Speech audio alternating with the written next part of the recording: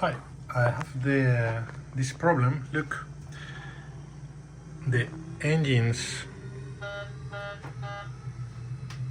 works perfect. The prediction works, but the engines has different pull-ups. The problem is that really the engines are working correctly, but the indication not. But at the moment that I get airborne, the engines work perfect.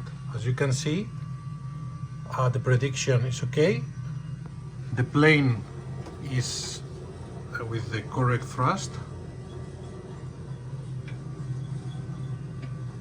and at the moment that I take off, 1 second,